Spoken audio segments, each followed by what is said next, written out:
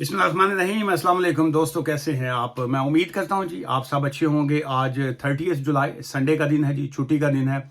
और Saturday Sunday जो है हमारा ऑफिस तो क्लोज होता है, लेकिन मैं घर से जो है वो सैटरडे संडे को सिर्फ फ़ोन एडवाइस जो है वो मैं उसका रिप्लाई दे रहा होता हूँ। वो भी हमारी एडमिन टीम जो है जिन्होंने अपॉइंटमेंट्स बुक की होती हैं फ़ोन सेशन के लिए, उनके लिए रिप्लाई होता है। बाकी जो क्लाइंट्स जो हमारे एग्जिस्टिंग क्लाइंट्स हैं, बाज़ का वो सैटरडे संडे को मैसेज करके अपने केस की अपडेट पूछ रहे होते हैं। बाज़ का खाम खा वो कोई ऐसा सवाल कर लेते हैं जिसका जवाब मैं दे ही नहीं पा रहा होता हूँ। उसकी वजह यह है कि जो हमारा मेन कंप्यूटर सिस्टम होता है, जो क्लाइंट्स की मेन फाइल्स होती हैं, वो ऑफिस में पड़ी होती हैं और इतने ज़्यादा केसेस होते हैं कि हर केस ज़ुबानी तो हमें याद नहीं होता। सो उन लोगों से माजरत जो खासकर सैटरडे और संडे को अपने केसों की अपडेट ले रहे होते हैं। सो काइंडली रिक्वेस्ट यही है, during office hours Monday to Friday जो होता है 9:30 AM से 5:30 PM के दौरान जो है वो आप राब्ता किया करें, जो भी आपके केस की अपडेट्स होती हैं। एनीवेज, दो चीज़ों के ऊपर आज मैं डिस्कस करना चाह रहा हूँ। चूँकि जो मेरे साथ डेली रूटीन में जो एक्सपेरिमेंट्स होते हैं, जो क्लाइंट्स की अपडेट्स होती हैं, या जो होम ऑफिस के साथ जो टाकरा होता है, आमना सामना होता है केसेस के थ्रू या बाकी जो है, वो उसको मैं अपनी ज़बानी जो है वो फिर मैं आप लोगों के साथ आपको नॉलेज देने के लिए, आपको अवेयरनेस देने के लिए आपके साथ चीज़ें जो है वो मैं शेयर करता हूँ जी।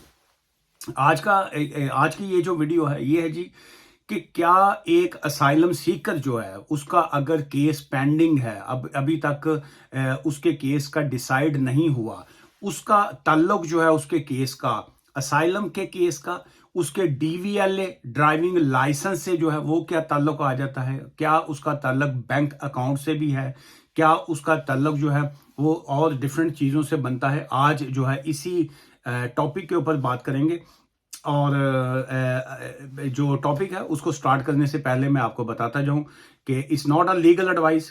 कहीं आप मेरी बात सुन के आगे से उसको कहीं लीगल एडवाइस लेके कोई एक्ट ना स्टार्ट कीजिएगा। उसकी वजह यह है कि it's not a legal advice. यहाँ पे मैं सिर्फ इंफॉर्मेशन दे रहा होता हूँ, और जो आपके पर्टिकुलर सर्कमस्टांसिस होते हैं according to your own circumstances जो है, देन आपके लिए ऑप्शन ये होता है कि या तो आप हमारे ऑफिस से रब्ता करके मुझे फेस टू फेस मिल सकते हैं, या आप जो है वो फोन एडवाइस जो है वो ले सकते हैं जी। और जो पॉइंट मैं डिस्कस करना चाह रहा हूं, चलिए हम असाइलम की जो है वो पहले बात कर लेते हैं जी। अगर हम असाइलम की बात करें तो ऑब्वियसली क्लाइंट की प्राइवेसी है, मैं वो तो डिस्कस नहीं कर रहा हूँ। ना ही मैं क्लाइंट का नाम या उसके केस की डिस्कशन हमें अलाउ ही नहीं है, due to data protection, due to privacy and confidentiality जो है। सो एक लेट्स से अगर एक जो स्टूडेंट है, चलिए हम एक एग्जांपल के तौर पे कह लेते हैं, एक स्टूडेंट है या एक विजिटर है, तो उसमें अब फर्क आ जाएगा। और अब दो बंदे आए, उन्होंने दोनों ने जो है असाइलम क्लेम कर दिया। अच्छा, चले मैं इस पॉइंट को करने से पहले एक और आपको बात बताता जाऊं। ये जो आप लोग बाज का वकील के साथ जो डिस्कस करते हैं कि जी कि मेरा असाइलम मैटर है और दिस एंड डैट जो है, ये आप मुझे कोई स्टोरी दीजिए कि मुझे किस बेस के ऊपर केस करना चाहिए। This is a criminal offence जो है उसकी बेस के ऊपर अगर आप यस्टरडे की डेली मेल न्यूज पढ़ेंगे तो उसमें जो है 2-3 वकीलों के भी लाइसेंस कैंसिल हुए हैं जी। और सेकंड ये है कि वो जिन लोगों ने एडवाइस ली थी वो भी जो है वो डिटेन हो चुके हुए हैं। अब उनकी जो डिटेंशन सेंटर से बाहर आना भी उनके लिए इतना इजी नहीं है। उनको जुर्माने भी हुए हैं, उनको फाइन भी हुए हैं, वो अरेस्ट भी हो गए, वो डिटेंशन सेंटर में भी हैं। सो ये बात लोग जो है ये फोन के ऊपर जो है बड़ी खुल के गप्पे लगा रहे होते हैं कि जी मैं की करना जी, मेरा तो एनजीओ हो गया, देखो फलां हो गया। So you have to be very careful. आप ये कंट्री इंडिया या पाकिस्तान या हमारे कंट्रीज की तरह नहीं है कि जहां पे आप करप्शन कर लेंगे या कोई मिन्नत कर लेंगे, कोई रिक्वेस्ट करके अपनी जान छुड़ाएंगे। यहाँ पे जो है वो कानून जो है वो उसका ये सामना करते हैं, और कोई भी डिपार्टमेंट वाले हों ये अपने कानून के साथ जो है ये बड़े वफादार हैं जी। सो जो इस तरह की इलीगल एक्टिविटीज जो हैं ये फेस टू फेस भी ना किया करें किसी के साथ भी जो है। जो आपके अगर आपका सचमुच में जेन्युइन केस है, मैं तो बहुत क्लियर हूं जी। मेरे तो इसलिए बहुत से लोग जो हैं वो मेरे खिलाफ इसलिए हो जाते हैं कि जी यह बंदा मुंह दे उत्ते साफ गल करता है। मुझे I don't care about a business, मुझे किसी चीज की जो है वो परवाह नहीं होती कि जी कि मैं आप मुझसे नाराज़ होते हैं या बाज़ का मेरी वीडियो के नीचे जो है कई लोग जो है वो अपना कोई ऐसा कमेंट्स कर देते हैं कि जी कि आप बहुत रूड हो जाते हैं या फलां हो जाते हैं। उसकी वजह ये है कि मैं रूड बंदा तो हूँ नहीं, मैं स्ट्रेट फॉरवर्ड सा बंदा हूँ। मैं अपने काम से काम रखता हूँ, मैं अपनी मेहनत से काम करता हूँ जी, मैं अपनी फीस लेता हूँ, मैं अपना काम करता हूँ। बहुत से लोग ये जब स्किल्ड वर्कर वीज़ा की बात आई, वो जी वो आपका कोई जानने वाला है, मैं कहता जी मेरा कोई जानने वाला, आप इतने सालों से वकालत कर रहे हैं, आपका कोई जानने वाला नहीं है? नहीं जी मेरा कोई जानने वाला नहीं। आप क्या कोई किसी के थ्रू आप कह के किसी को हमें स्किल्ड वर्कर वीज़ा दिलवा सकते? मैं कहा जी बिल्कुल नहीं, मैं दिलवा सकता। मेरा तल्लुक ही नहीं है किसी भी चीज़ से। मैं अपना काम करता हूँ, मैं अपनी लीगल फीस लेता हूँ, मैं अपना काम करता हूँ। मैं वो जो ये बीच की जो दलाली है, एजेंटी है, मेरा काम ही नहीं है वो। ये 2 नंबर काम होता है। ये किसी को वीज़ा बेचना, खरीदना जो है, ये जो बीच के जो मिडल के लोग होते हैं, वो चाहे मेरा कोई कुलीग है, दोस्त है, अगर कोई माइंड करे भी तो आई डोंट माइंड जो है। चूँकि ये मैं समझता हूँ ये working as a middle man, that's अपनी ज़ुबान में हम लोग इसको दलाली बोलते हैं, जो that's not a proper legal field जो है। ये एक वकील का काम ये नहीं होता। वकील का काम है कि आपसे फीस ले, आपकी वकालत जो है वो करे अकॉर्डिंग टू लॉ जो है। फिर ये सेकंड, ये जो स्टोरियां देना, तुम इस तरह से केस कर लो, तुम ये है तुम्हारी स्टोरी, फलां कर लो, इस तरीके से केस बनेगा तो ऐसे है, वो भी जो है क्रिमिनल ऑफेंस होता है। So you have to be very careful इस तरह के इलीगल एक्टिविटीज करने के लिए। अब आते हैं जी बैक टू जो अपना हमारा आज का पॉइंट है। अब इसमें फर्क है, 2 चीजों का डिफरेंट पॉइंट्स है जी। असाइलम आपने किया, लेकिन असाइलम से पहले जो है एक विजिटर ने आके विजिट वीजे के ऊपर आके असाइलम किया, उसकी कंडीशंस और होंगी। उसको obviously he is not allowed to work, उसके पास काम की इजाजत नहीं है, वो उसको काम इजाजत नहीं होगी। उसका एआरसी कार्ड के ऊपर डिफरेंट सिचुएशन आएगी, उसकी प्रैक्टिकल सिचुएशन डिफरेंट आएगी। एक स्टूडेंट आया, उसको 10 घंटे काम की इजाजत थी या उसको 20 आवर्स काम की इजाजत है, उसका एआरसी की कार्ड की पोजीशन डिफरेंट आएगी, उसका बैकअप केस जो है वो डिफरेंट आएगा। एक जो है वो स्पाउस वीजा पे आया, उसकी सिचुएशन में डिफरेंस आ गया, उसने असाइलम किया। एक स्किल्ड वर्कर वीजा पे आया, या आप जिस भी वीजे पे आते हैं, जो आपका वीजे की कंडीशन होती है वो आपके एआरसी कार्ड के ऊपर जो है आगे कंटिन्यू होती है। ये है बेसिक जो है डिफरेंस, ये आ गया। सेकंड, आपने असाइलम कर दिया, अब आपको एक एआरसी का कार्ड मिल गया। आपको एआरसी के कार्ड के ऊपर एक डेट लिखी हुई है, लेट्स से आज है जी 30 जुलाई 2023। अब आपका कार्ड जो इशू हुआ, आपको एआरसी कार्ड, लेट्स से आपको कार्ड इशू हो गया जी 1 अगस्त 2023 में। अब आप उनकी कही चंगी रोटी खा के ते कुपी ला के सौ जाओ, या आप जो है अच्छी रोटी खा के तो जो है वो वैसे ही मूवी देखते हुए सो जाए, और आपको बॉदरेशन ही ना हो कि आप तुसी कहो लो जी सानू ते आपे ही होम ऑफिस राब्ता करेगा। होम ऑफिस क्यों तुहाडे नाल आपे ही राब्ता करेगा जी। आपने बाकी वीजास की तरह it's your duty to contact with the home office. Home office से आपने बात करनी है, आपके वकील ने बात करनी है, अखां तुसी खुलियां रखनी है, होम ऑफिस से अखां पहले खुलियां करके बैठा है।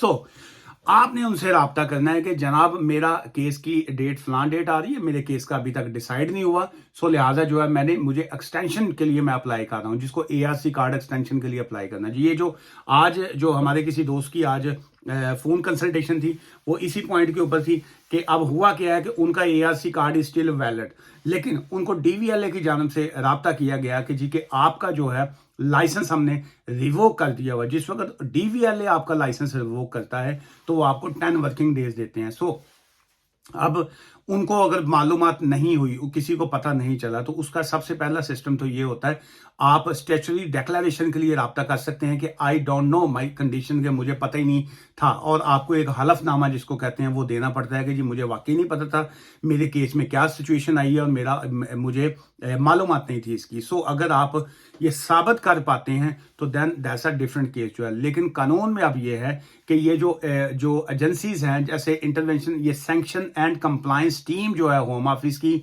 वो कनेक्टेड हैं आपके बैंक्स के साथ, they are connected with your DVLA agency जो है। सो उसमें बड़ा क्लियरली उन्होंने लिखा हुआ है, होम ऑफिस वालों ने भी, उन्होंने कहा कि home office is working with various organisations including other government department to ensure that those who access to the benefits and services entitled to them जो है उसमें इंक्लूड नंबर 1 ये बेनिफिट डिपार्टमेंट से वो कनेक्टेड हैं, they are connected with DVLA, they are connected with जो banks हैं, and obviously NHS जो है उनके साथ भी, और हर डिपार्टमेंट जो है the all government department they are working under the home office. Home office जो है वो उनकी होम और ऑफिस का मतलब ही यही है कि वो तमाम अदारों की जो माँ है वो होम ऑफिस है।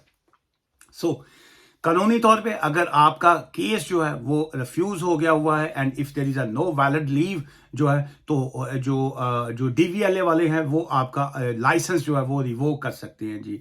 और इसी तरह जो बैंक्स हैं वो आपका अकाउंट जो है वो फ्रीज कर सकते हैं जी। अब आप उसको अनफ्रीज कैसे करेंगे आपके अकाउंट को, वो बड़ा एक हॉरिबल सी पोजीशन रहेगी। वो कहेंगे आपके पास परमिशन टू वर्क अगर थी तो इतने पैसे कहां से आए, इतने घंटे काम की इजाजत थी, इतने पैसे आपके फंड्स, अगर लीगल है आपके पैसे तो देन ऑब्वियसली दे विल वो आप उसको अनफ्रीज करवा के आप पैसे अपने वापस ले लेंगे जो और अगर वो उसमें पैसे एक्स्ट्रा आपके आए होंगे so that they could be, एक तो वो फ्रीज करेंगे आपके पैसे, सेकंड जो है वो they can also make a money laundering case against you कि जी कि आपको अलाउ नहीं था तो आपके पास इतने पैसे कहां से आए। So it could be a problem. एक तो अब ये है कि जिन लोगों का भी असाइलम केस पेंडिंग होते हैं या जिनको भी इस तरह के लेटर्स आए, ये अगर डीवीएलए से आपको लेटर आता है so as soon as possible जो है इमीडिएट बेसिस के ऊपर इट्स अप टू यू, आपकी ड्यूटी बनती है कि आप या आपका वकील जो है वो डीवीएलए से रब्ता करे और उनको बताए कि मेरा केस जो है वो पेंडिंग है, अभी तक केस का डिसाइड नहीं हुआ, देन वो आपका लाइसेंस जो है वो रिवोक नहीं करेंगे। सेम इसी तरह वो आपका ड्राइविंग लाइसेंस जो है वो भी रिवोक नहीं करेंगे। और वो जो चिट्ठी आती है जी, वो खत जो आता है उसके ऊपर बड़ा क्लियरली लिखा होता है प्लीज डू नॉट इग्नोर, आप इग्नोर नहीं कर सकते हैं। वो ये कहना है कि जी मैंने पता नहीं लग गया और या मुझे पता नहीं था कि इस मुल्क का ये क्या कानून है। सो जो इग्नोरेंस है ये अब आपके अपने माइंड में है। सो इग्नोरेंस जो है वो कांट भी, जिसको कहेंगे ना कि वो इसकी सिंपल सादा जबान में यही है कि आप एक कंट्री में गए, आप वहां पे जाके आपने ड्राइविंग स्टार्ट कर दी, गाड़ी चलाना शुरू कर दी और आपको पुलिस वाले ने स्टॉप कर लिया। आप ये कहें कि नहीं जी असी इंडिया च ते असी महल्ले च गड्डी चलाने सा या पाकिस्तान में चलाते थे तो वहां पे तो कोई स्टॉप ही नहीं करता था, हम तो समझते थे कि जी पुलिस वाले की जेब च 50 रुपये पावांगे तो सानू छड़ देगा, तो वो यहाँ पे नहीं छोड़ते। ये यूके यूरोप में ये इस a very serious criminal offence. और कानून ये समझता है, अदारे ये समझते हैं कि आपको अवेयरनेस होनी चाहिए कि कोई भी काम करने से पहले आपको रेलिवेंट कानून का पता होना चाहिए। आप ये नहीं कह सकते मैंने तो कानून का नहीं सी पता जी सो इसलिए मैं माफ़ी का हकदार हूँ। आप बिल्कुल माफ़ी के हकदार नहीं है जी, चाहे मैं हूँ या कोई भी है। यहाँ पे जज हो, ज्यूरी हो, यहाँ पे एक काम करने वाला स्वीपर हो, एक जो लेबर मैन है, कोई भी जो है कानून की जो अम्ब्रेला है, कानून की छतरी जो है उसके नीचे जो है वो सब बराबर हैं जी। तो इसी तरह वो जो आपने इनका एक तराजू देखा होगा जिसके ऊपर वो आंखों पे पट्टी बांधी होती है, उसका मतलब यह नहीं है कि कानून जो है वो अंधा है और वो किसी के साथ भी नाइंसाफी कर दे। इसका मतलब ये होता है कि कानून जो है वो आप सब वो उसने आंखें बंद की हुई हैं, उसकी नज़र में आप सब बराबर हैं। चाहे कोई सामने गोरा है, काला है, नीला है, पीला है, यहाँ का ब्रिटिश है, ओवरसीज है, पाकिस्तानी है, बंगाली है या यूरोपियन है, कोई भी है, कानून की नज़र में तमाम लोग जो हैं वो एक बराबर हैं, सभी के राइट सेम है। सो इसलिए जो है वो ये अब आपके ऊपर बनता है कि आप आगे कानून के साथ जो है आपने किस तरीके से चलना है। आज की इस वीडियो से मुझे इजाज़त दीजिए। मेरा मकसद आपको सिर्फ जानकारी देना होता है, आपको इन्फॉर्मेशन देना होता है, इस नॉट लीगल एडवाइस। और मैं कोशिश यही करता हूं कि मेरी वजह से अगर आपको कोई अवेयरनेस मिल सके तो इस जो है बहुत अच्छा है। और आज की वीडियो में से मैं मैसेज आपको यही दूंगा कि फजूल लोगों में बैठने से, फजूल चीज़ें करने से इस ऑलवेज एडवाइस कि जो है आप अपने घर में बैठे कोई अच्छी फिल्म देख लें, अच्छी बुक्स पढ़ लें, फजूल लोगों से बचिए। ये जो रिश्तेदार होते हैं या ये दाएं बाएं आपको गलत सोबत पे लेके जाते हैं, ये पबों में बैठना, क्लबों में बैठना या बाकी चीज़ें करना, ये अल्टीमेट जो है वो इसका फ़ायदा आपको नहीं होता। मैं मोस्टली अपना सैटरडे संडे जो है अपने घर के कामों में या ये आर्टिकल पढ़ने में, बुक्स पढ़ने में, कोई कुकिंग करने में मैं इस तरीके से गुजारता हूँ जी। और मैं बड़ा एंजॉय करता हूँ रादर दान की जी कि मैं महफल लगा लूँ या कुछ, वो भी लगाता हूँ, वो भी है टाइम टू टाइम, हर चीज़ अच्छी लगती है। लेकिन जो बहुत से दोस्तों को, यंगस्टर को देख के मुझे बड़ा अफसोस होता है कि वो ये जो वीकेंड है वो डांस क्लबों में चले गए, बाकी तरफ बैठ गए, रात को शराब पीनी शुरू कर दी और वो अल्टीमेट जो है वो अपनी लाइफ के साथ भी खिलवाड़ कर रहे होते हैं और अगलों को भी नुकसान दे रहे होते हैं। सो इसलिए फजूल लोगों से, फजूल महफलों से बच के रहा करें और पॉजिटिव काम करें। पॉजिटिव चीज़ों से आपको पॉजिटिव एनर्जी मिलती है और आप अच्छे दोस्त बनाइए। बुक्स जो होती हैं या अच्छी फिल्म जो होती है वो आपका बेहतरीन दोस्त है। चाय का कप में चाय देखिए कितनी मज़े की लग रही दिखाई दे रही है, मुझे चाय बाकी पीने दें। और वीडियो देखिएगा, शेयर भी किया करें, आगे दुआ में याद रखिए। टेक केयर, खुदा हाफिज़ जी, थैंक यू।